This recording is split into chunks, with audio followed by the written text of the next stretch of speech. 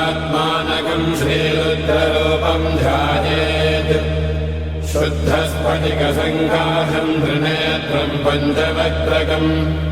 गङ्गाधरम् दशभुजम् सर्वाभरणभूषितम् नीलग्रीवम् शशाङ्काङ्कम् नागयज्ञोपवेदिनम् व्याघ्रधर्मोत्तरीयम् च वरेण्यमभयप्रदम्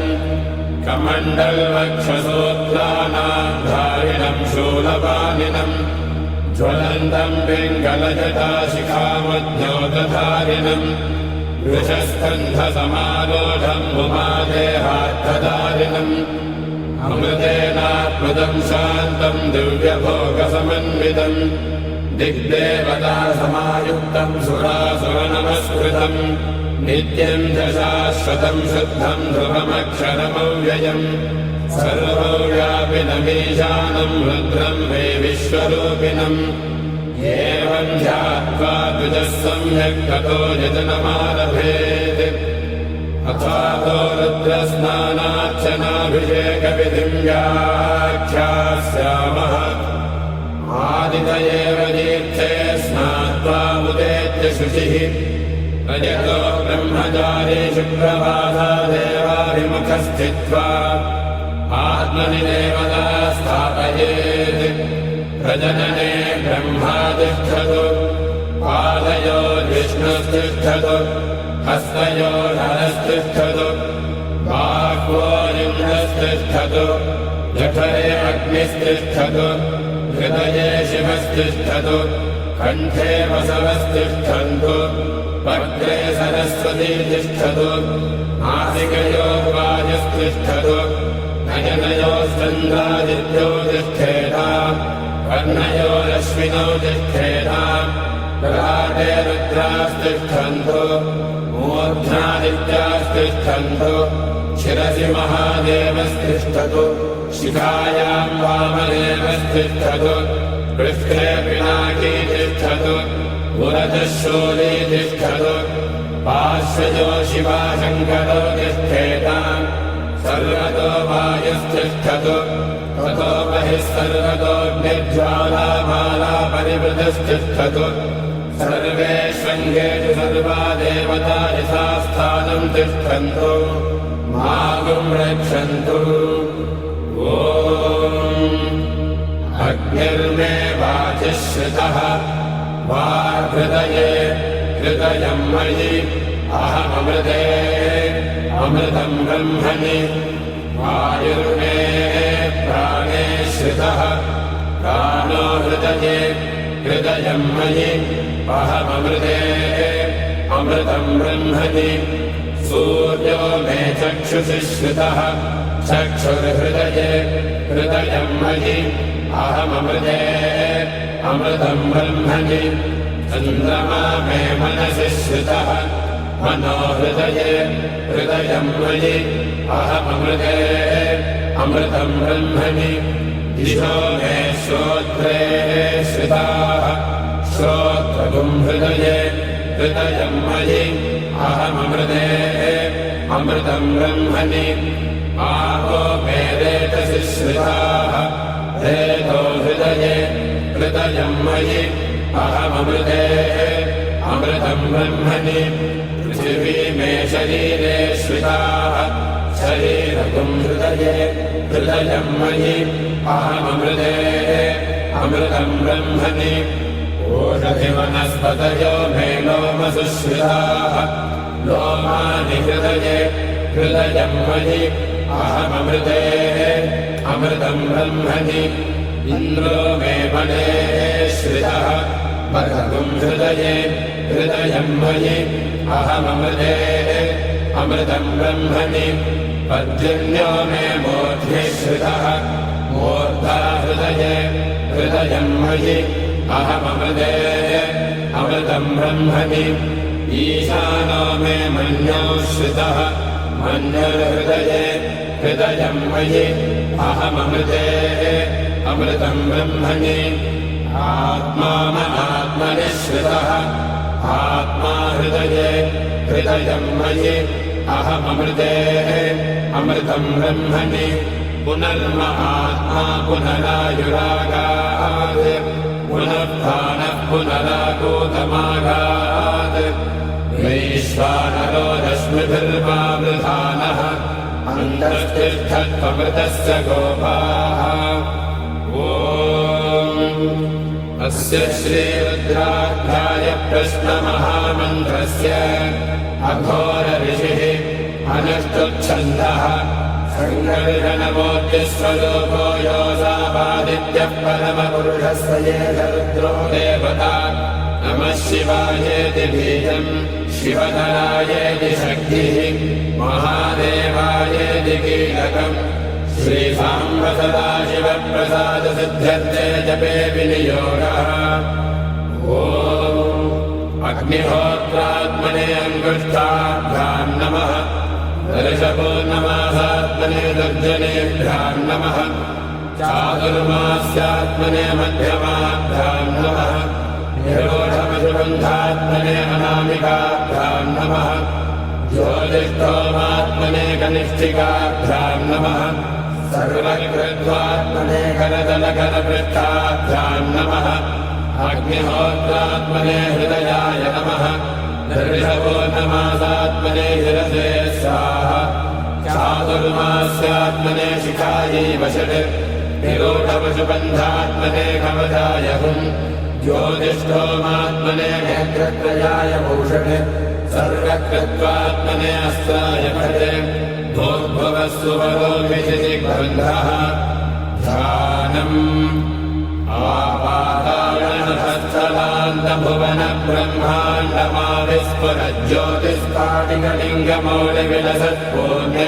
आपाताळनसत्सलान्तभुवनब्रह्माण्डमाविस्फुरज्योतिस्फाटिकलिङ्गमौलिविलसत्पूर्णेन्दुवान्तामृतैः हस्तोकाप्लुतमेकमेशमनिशम् रुद्रानवाकान्यबन्धाये दीक्षितसिद्धये दुर्बलम् विप्रो विविन्देच्छिवम् पीठम् यस्य धरित्रे जलधरकलशम् लिङ्गमाकाशमूर्तिम् नक्षत्रम् पुष्पमाल्यम् गहनकुसुमम् चन्द्रमन्ध्यनेत्रम् कुक्षिः सप्तसमुद्रम् हिमगिरिशयनम् सप्तपादालपादम् वेदम् वक्त्रम् षडङ्गम् दशदिशिवसनम् दिव्यलिङ्गम् नमामि ब्रह्माण्डौ व्याप्तदेहापसितहिमरुजा भासमाला भुजङ्गैः कण्ठे कालाकमन्दा कलितशशिकला चण्डकोदण्डहस्ताः रक्षा रुद्राक्षमाला प्रकटितविभवा शाम्भवा मूर्तिभेदा रुद्रा श्रीरुद्रसूक्तप्रकटितविभवा न प्रयच्छन्तु सौख्यम्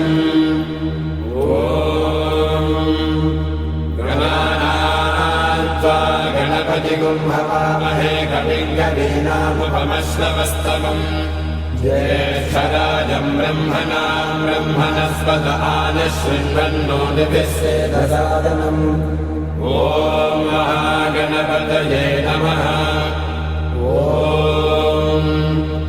संस मे मयस्थ मे प्रियञ्च मे न कामस्थ मे कामस्थ मे सौमनसश्च मे भद्रञ्च मे श्रेयश्च मे वस्यश्च मे यशश्च मे भगश्च मे द्रविणञ्च मे यन्ता च मे धर्ता च मे क्षेमश्च मे धृतिश्च मे विश्वञ्च मे महश्च मे संविच्छ मे ज्ञात्रञ्च मे सोश्च मे प्रसोश्च मे शीरञ्च मे वयश्च मरुतञ्च मे मृतञ्च मे यक्ष्मञ्च मे नामयश्च मे जीवातुश्च मे दीर्घायुत्वञ्च मे नमित्रञ्च मे भयञ्च मे सुखञ्च मे शयनञ्च मे सूषा च मे सुदिनञ्च मे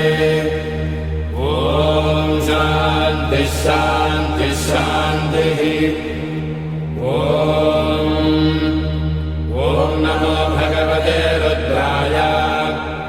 ॐ नमस्ते रुद्रमण्यवहुतोतजिषवे नमः नमस्ते अस्तु धन्वने बाहुभ्यामुदते नमः या दयिषः शिवतमा शिवम् बभूवते धनुः शिवा शौर्याया तपदया नो रुद्रमृडया या ते रुद्रशिवा तनोरघोरापापकाशिनी तया नस्तनुवासुन्दमया गिरिशन्दाभिजाकशीः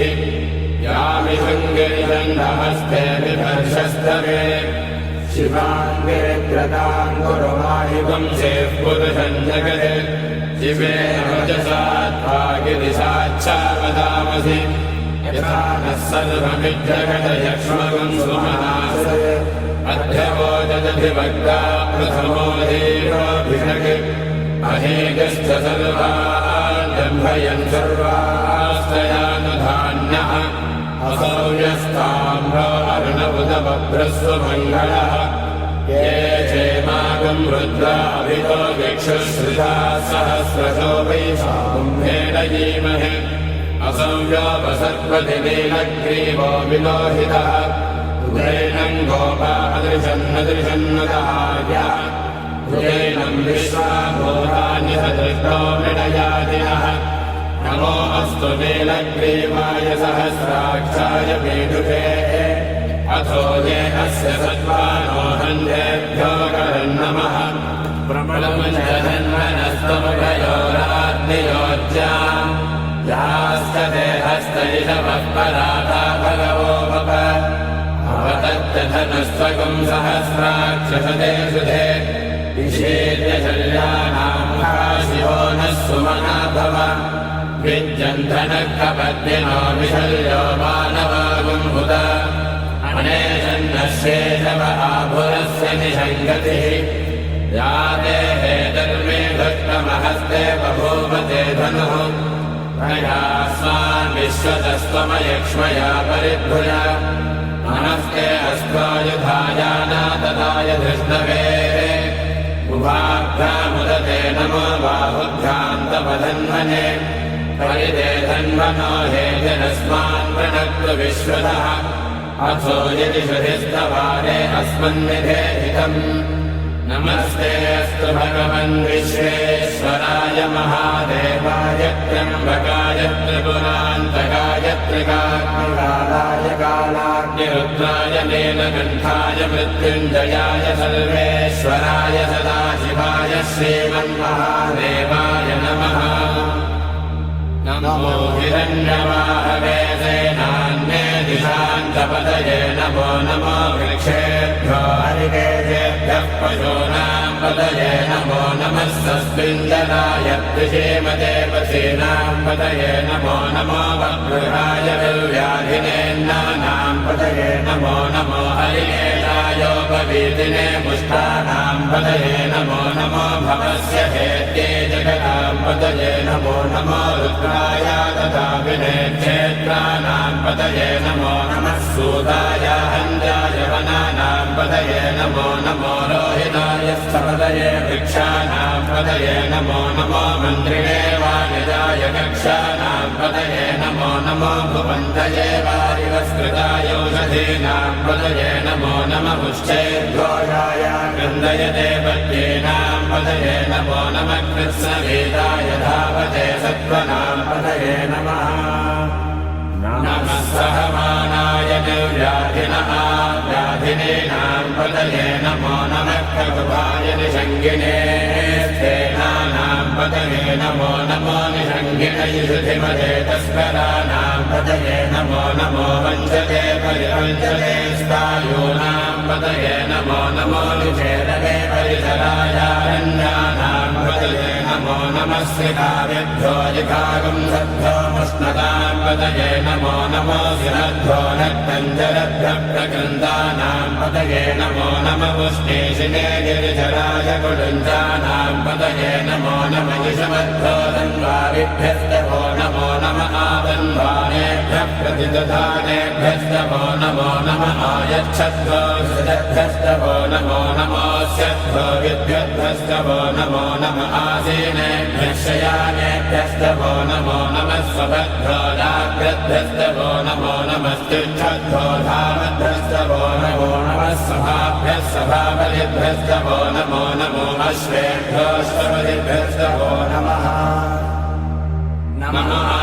व्याधिनेभ्यो विविध्यन्तेभ्यस्तभो नमो नमः कुटनाभ्यस्तगम्भजेभ्यस्तभो नमो नमो वृक्षेभ्यो वृक्षपतिभ्यस्तभो नमो नमो भ्रातेभ्यो भ्रातपतिभ्यस्तभो नमो नमो गणेभ्यो गणपतिभ्यस्तभो नमो नमो विरूपेभ्यो विश्वरूपेभ्यस्तभो नमो नमो महद्धाक्षुल्लकेभ्यस्तभो नमो नमो ऋषिभ्यो नमो रथेभ्यो रथपतिभ्यश्च वो नमो नमः सेनाभ्यः सेनानिभ्यश्च वो नमो नमः क्षत्रुभ्यः सङ्ग्रहेतृभ्यश्च वो नमो नमश्चक्षुभ्यो रथकारेभ्यश्च वो नमो नमः कुणालेभ्यः कर्मारेभ्यश्च वो नमो नमः पुञ्जिष्टेभ्यो निरालेभ्यश्च वो नमो नमः यशकृद्भ्यो धन्वकृद्भ्यश्च वो नमो नमो मृगयभ्यः श्वनिभ्यश्च वो नमो नमः श्वभ्यः श्वपदिभ्यश्च वो नमः नमो भवाय च रुद्राय च नमः शर्वाय च पशुपतये च नमो नीलग्रीवाय च शितिकण्ठाय च नमः कपर्दिने दौर्यप्तकेशाय च नमः सहस्राक्षाय च शतधन्वने च नमो गिरिशाय च शिबिभिष्ठाय च नमो मेघोत्तमाय चेरुमते च नमो ह्रस्वाय च वामनाय च नमो बृहदे च वर्षीयसे च नमो वृद्धाय च संवृद्धने च नमो अग्र्याय च प्रथमाय च नमः आदवेदाजिराय च नमः शीघ्रियाय च शीघ्राय च नमः ऊर्ध्वाय तावस्वन्याय च नमः स्रोतस्याय च दीप्याय च नमो ज्येष्ठाय च कनिष्ठाय च नमः पूर्वजाय चापरदाय च नमो मध्यमाय चापकल्पाय च नमो जघन्याय च बुद्ध्याय च नमः स्वभ्याय च प्रतिसर्याय च नमो याम्याय च क्षेम्याय च नमः पुर्वर्याय च कल्याय च नमः श्लोक्याय चावसान्याय च नमो वन्याय च कक्ष्याय च नमः श्रवाय च प्रतिश्रवाय च नमः आशुषेनाय चासुरथाय च नमः शूराय चावविन्दते च नमो वर्मिणे च वरोषिणे च नमो बिल्विने च कवचिने च नमः श्रुताय च श्रुतसेनाय च नमो दुन्दुभ्याय चाहनन्याय च नमो धृष्णवे च प्रमृगाय च नमो दूताय च प्रहिताय च नमो निषङ्गिणे चेतधिमते च नमस्तीक्ष्णे च वेदायुधिने च नमः स्वायुधाय च सुधन्वने च नमः श्रुत्याय च पच्चाय च नमः काट्याय च नेत्याय च नमः सूत्याय च वदस्याय च नमो नाट्याय च वैजन्ताय च नमः कोप्याय च भट्याय च नमो वश्याय च वर्ष्याय च नमो मेघ्याय च विद्युत्याय च नमः शीघ्रियाय च तप्याय च नमो वाद्याय च रेश्म्याय च नमो वास्तव्याय च वास्तुपाय च नमः सोमाय च रुद्राय च नमः स्थाम्राय च अरुणाय च नमः शङ्खाय च पशुपतये च नमः बुद्ध्याय च भीमाय च नमो अग्ने मधाय च दूरे मधाय च नमो हन्ध्रे च हनीयते च नमो वृक्षेभ्यो हरिकेभ्यो नमस्ताराय नमः शम्भवे च मयोभवे च नमः शङ्कराय च मयस्कराय च नमः शिवाय च शिवतराय च नमस्तेथ्याय च कौल्याय च नमः पार्याय च पार्याय च नमः प्रतरणाय चोत्तरणाय च नमः आराध्याय च आराध्याय च नमः षष्ट्याय च फेन्याय च नमः सिकत्याय च प्रभात्याय च नमः जरण्याय च प्रपथ्याय च नमः किकुंसिनाय च क्षयनाय च नमः कपर्दिने च पुनस्तये च नमो गोष्ठ्याय च कृष्याय च नमस्तल्प्याय च गेह्याय च नमः काट्याय च कक्वरेष्ठाय च नमो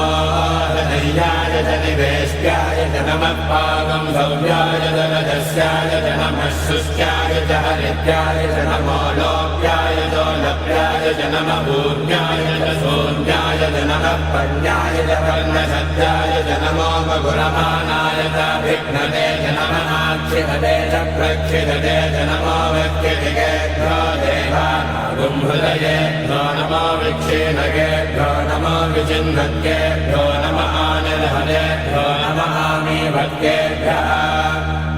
प्रापेऽन्धसस्वते दरिद्रन्नीललोहिता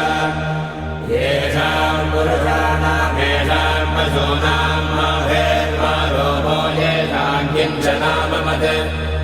या ते रुद्रशिवा तनो शिवा विश्वाः भेषजी शिवा रुद्रस्य भेषजी दयानो मृडदेवसे इमागं रुद्राय तपसे कवर्धिने क्षयद्वीराय प्रभरामहे मतिम् विधानः समसद्विपदे चतुष्पदे विश्वम् पुष्टम् ग्रामे अस्मिन्ननातुरम् वृणानारद्रोधनोमयस्कृधिक्षयत्तीराय नमः विधेमते यच्छन्दयोस्तमनुरायते पिता तदस्यामतवरुद्रप्रणीतौ मानो महान्तमुदमानो अध्वगम् मानवुक्षन्तमुदमानवुक्षितम् मानवधे पितरम् मोदमातरम् प्रियामानस्तमवरुद्रवीर्यः मानस्तोकेतनये मान आयुषि मानो गोषु मानो अश्वेजुरीर्यः वीरान्मानो रुद्रभावितो बधेत युष्मन्तो नमसा विधेमते आराध्ये गोर्धमुतपूरुषग्ने क्षयत्तीराय सुम्नमस्मे ते अस्तु रक्षाजनो अधिजदेव प्रोह्यधाजनः शर्म यच्छद्विवर्हाः सुहिश्रुतङ्गत्तसदैयमानम् मृगन्न भीममपहत्नमुग्रम् मृडाचरित्रे रुद्रस्तवानो अन्यन्ते अस्मन्निवमन्तु सेनाः परिणो रुद्रस्य हेतर्वृणक्तपरिद्वेषस्य दुर्मतिरथायोः अवस्थिना भगवद्भ्यस्तनश्रमेभ्यस्तोपायतनयाय मृडय वीभृष्टमशिवगमशिवो नः सुमना भव परमे वृक्षायुधम् निधाय कृत्यम् वधान आचर पिनाकम् विप्रदातिः दीर्घविलोहित नमस्ते अस्तु भगवः यास्ते सहस्रकुम्भेदयोन्यमस्मन्निवपन्तु ताः सहस्रादिसहस्रधा बाहुभोस्तव हेतयः तासामीशानो भगवत्पराजीनामुखाकृति सहस्राणि सहस्रशो ये रुद्रादिभूम्याः येषाकम् सहस्रयोजने वदन्वानि तन्मसि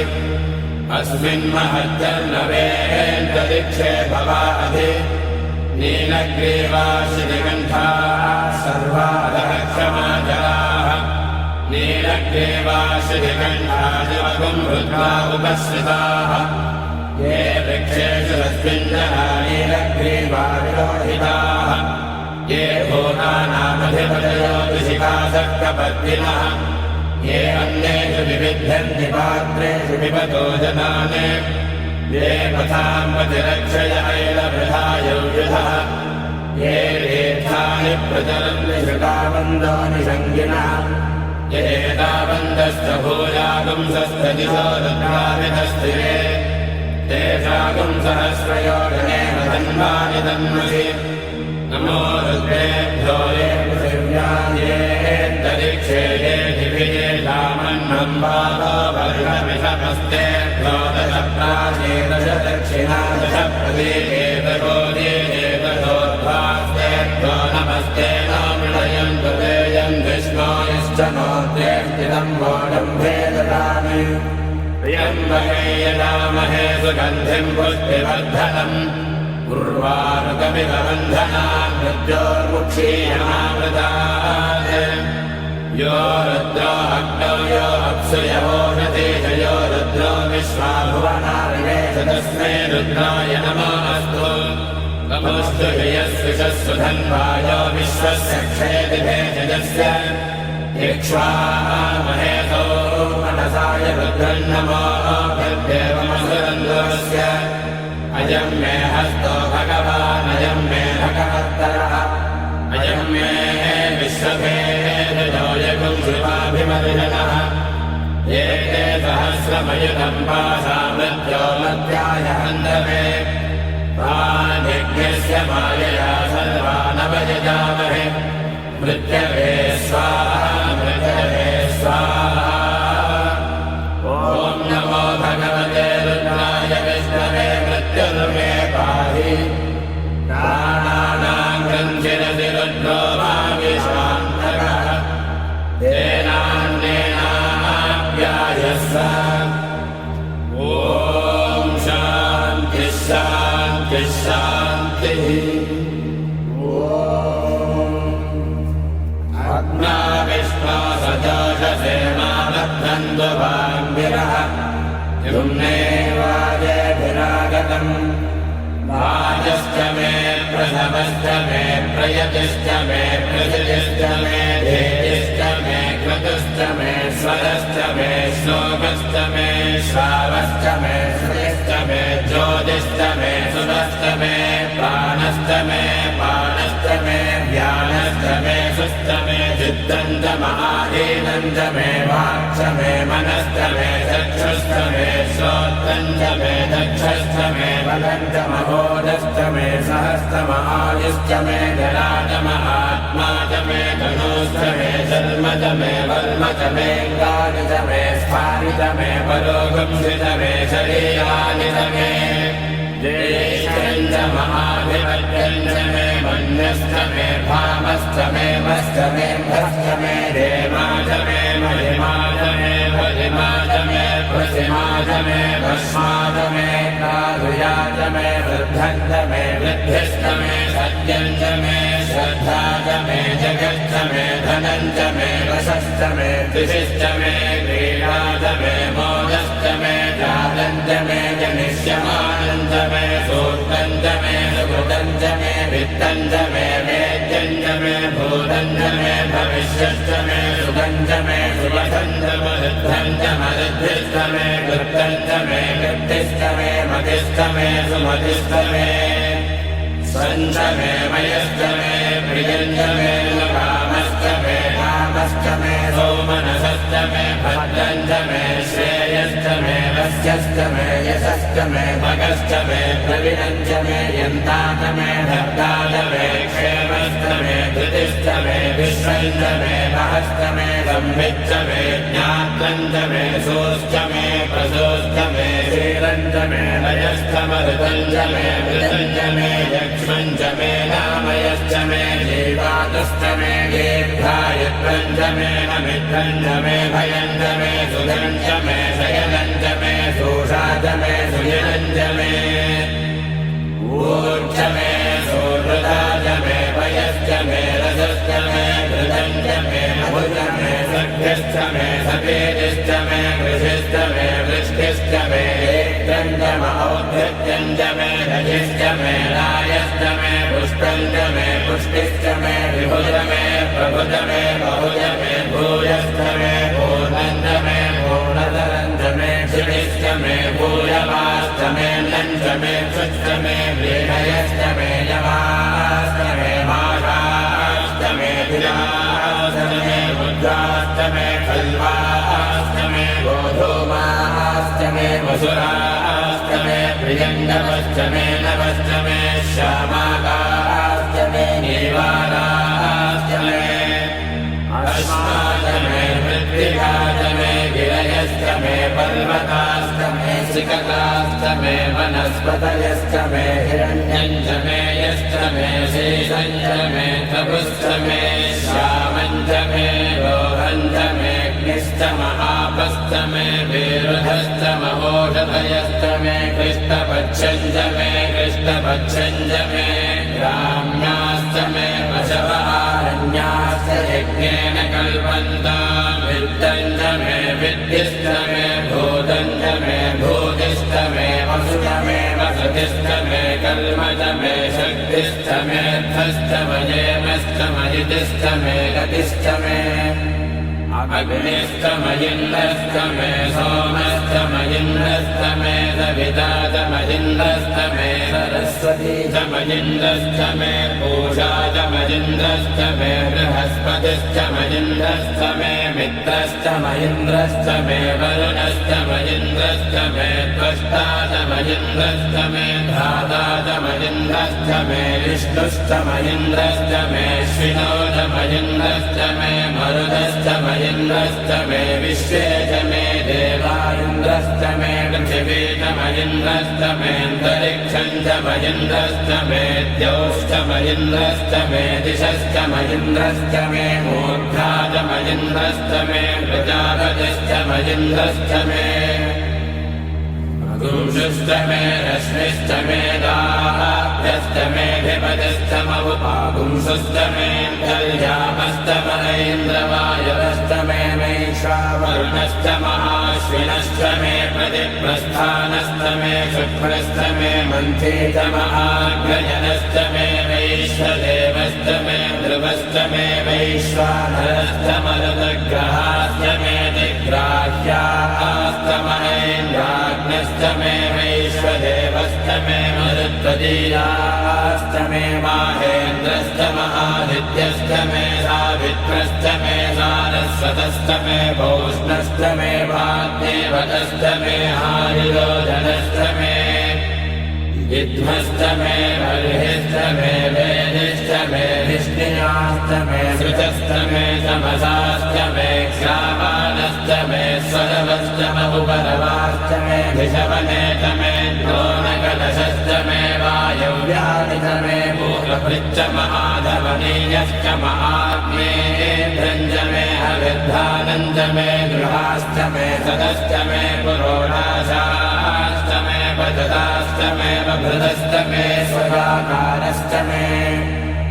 अग्निश्च मे धर्मश्च मे कश्च मे सूर्यश्च मे प्राणश्च मे श्वमेधश्च मे पृथिवी च मे दितिश्च मे द्यौश्च मे शक्परे अङ्गुलज्योतिषश्च मे यज्ञेन कल्पन्तां वृक्ष मे धाम च मे स्तोमश्च मे यजुश्च मे दीक्षा च मे तपश्च मरुतश्च मे व्रतं च मे होरात्रयो वृष्ट्या बृहद्रतन्तरे च मे यज्ञेन कल्पेता गर्भाश्च मे वत्साश्च मे द्रविश्च मे द्रवी च मे दिव्यमाच्च मे दिव्यौहे च मे पञ्चाविश्च मे पञ्चावी च मे त्रिवत्सश्च मे त्रिवत्सा च मे तुर्यमाच्च मे तुर्यौहे च मे पष्ठवाच्च मे पष्ठौहे च ममुक्षा च मे वशा च मरुषभश्च मे वेहश्च मे नग्नाञ्च मे धेनुश्च महायुर्यज्ञेन कल्पतां प्राणो यज्ञेन कल्पताम् अपानो यज्ञेन कल्पतां व्यानो यज्ञेन कल्पतां चक्षुर्यज्ञेन कल्पतां श्रोत्रैर्यज्ञेन कल्पतां मनो यज्ञेन कल्पतां वाग्यज्ञेन कल्पताम् आत्मा यज्ञेन कल्पतां यज्ञो यज्ञेन कल्पताम्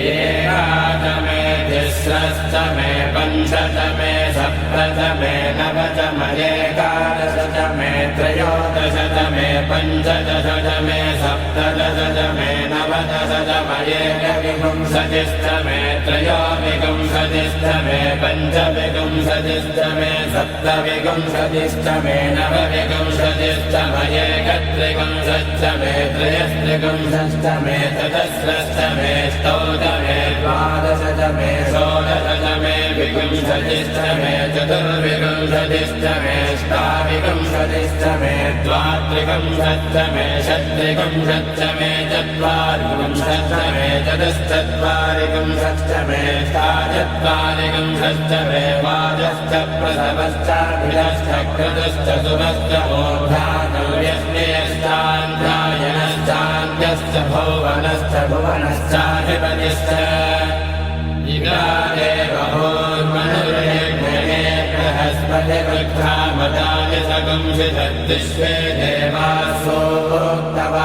पृथिवीमातर्मामाहिगुंसेन्मधुमनिष्ये मधुजनिष्ये मधुवक्ष्यामि मधुपतिष्यामि मधुमते देवेभ्यो वाचमध्याजगं शुश्रूषेण्याम् मनुष्येभ्यस्तन्म देवा भवन्तु शोभानि विदधो